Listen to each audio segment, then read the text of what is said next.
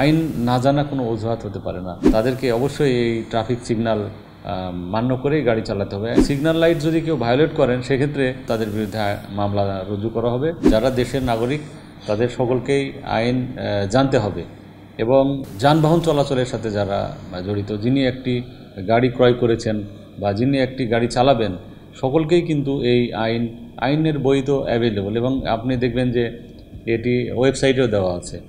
তো সেখান থেকে ডাউনলোড করে আইন জানতে হবে এবং জেনে কোনটি করণীয় এবং কোনটি বর্জনীয় এটি যারা সংশ্লিষ্ট আছেন সবাইকে এ বিষয়ে সচেষ্ট হতে হবে। আইন না জানা কোনো অজুহাত হতে পারে না।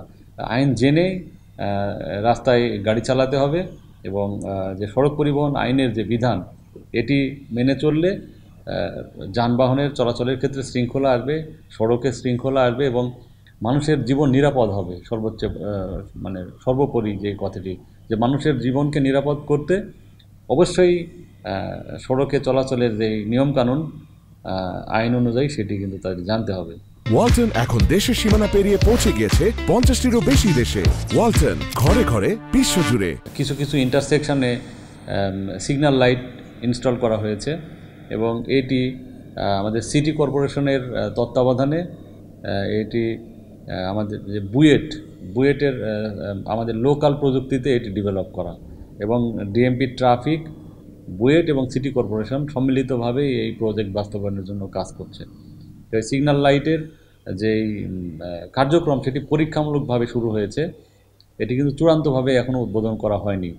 এটির যে বিভিন্ন সময়ে যে ত্রুটি বিচ্যুতি আমাদের কাছে পরিলক্ষিত হচ্ছে, সেই ত্রুটি বিচ্যুতি সংশোধন করে খুব শীঘ্রই এটি উদ্বোধন করা হবে এবং যারা এই ঢাকা শহরে চলাচল করেন তাদেরকে অবশ্যই এই ট্রাফিক সিগন্যাল মান্য করেই গাড়ি চালাতে হবে। এটি সিম্পল একটি রুল এবং সিগন্যাল লাইট যদি কেউ ভায়োলেট করেন সেক্ষেত্রে অবশ্যই তাদেরকে কিন্তু তাদের বিরুদ্ধে মামলা রুজু করা হবে।